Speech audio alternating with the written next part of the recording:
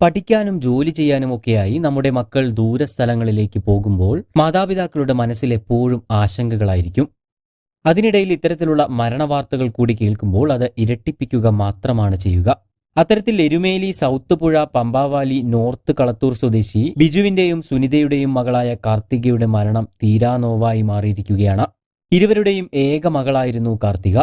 പഠിക്കാൻ സമർത്ഥയായിരുന്ന കാർത്തിക ഒട്ടേറെ റാങ്കുകളും മെഡലുകളും എല്ലാം കരസ്ഥമാക്കിയിരുന്നു. ഈ വിഷു അവധിക്ക് മകൾ നാട്ടിലേക്ക് എത്തുന്നതും കാത്തിരിക്കുകയായിരുന്നു കാർത്തികയുടെ മാതാപിതാക്കൾ. ഏതൊരു അമ്മമാരെയും പോലെ മകളെ ഒരു നോക്ക് കാണാനും അവൾക്ക് ഇഷ്ടമുള്ള ഭക്ഷണമെല്ലാം പാകം ചെയ്ത് നൽകാനുമെല്ലാം അമ്മ സുനിത കാത്തിരുന്നിട്ടുണ്ടാകും. പക്ഷേ സന്തോഷങ്ങളെയെല്ലാം തല്ലിക്കെടുത്തിക്കൊണ്ട് വിഷുദിനത്തിൽ ആ വീട്ടിലേക്കെത്തിയത് മകളുടെ ചേതനയറ്റ ശരീരമാണ്. ബംഗളൂരുവിലെ IT കമ്പനിയായ ഡെഡ്യൂസ് ടെക്നോളജിയിൽ GIS അനലിസ്റ്റാണ് കാർത്തിക. സുഹൃത്തും സഹപ്രവർത്തകനുമായ പാലക്കാട് ചെർപ്പുളശ്ശേരി സ്വദേശി ഗിരിശങ്കറിനൊപ്പം കഴിഞ്ഞ ശനിയാഴ്ചയാണ് കാർത്തിക ഇരുചക്രവാഹനത്തിൽ നാട്ടിലേക്ക് പുറപ്പെടുന്നത്.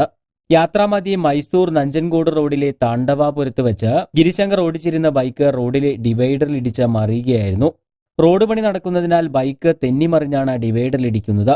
റോഡിലേക്ക് തെറിച്ചു വീണ കാർത്തിക തൽക്ഷണം തന്നെ മരണപ്പെട്ടുവെന്നാണ് പോലീസ് അറിയിച്ചത്.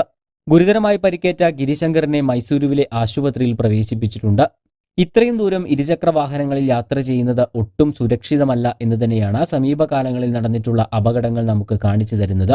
വിധി എന്ന് പറഞ്ഞ് തള്ളിക്കളയേണ്ടതല്ല ഇത്തരത്തിലുള്ള അപകട വാർത്തകൾ.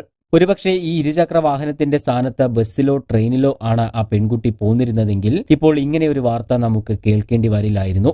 അതുകൊണ്ട് തന്നെ കഴിയുന്നതും ദൂരയാത്രകൾക്ക് ഇരുചക്രവാഹനങ്ങളെ ആശ്രയിക്കാതിരിക്കുന്നതാണ് നല്ലത്.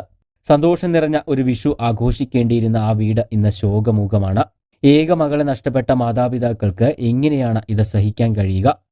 കൂടുതൽ വാർത്തകൾക്കും വിശേഷങ്ങൾക്കുമായി ചാനൽ സബ്സ്ക്രൈബ് ചെയ്യാൻ മറക്കരുത്.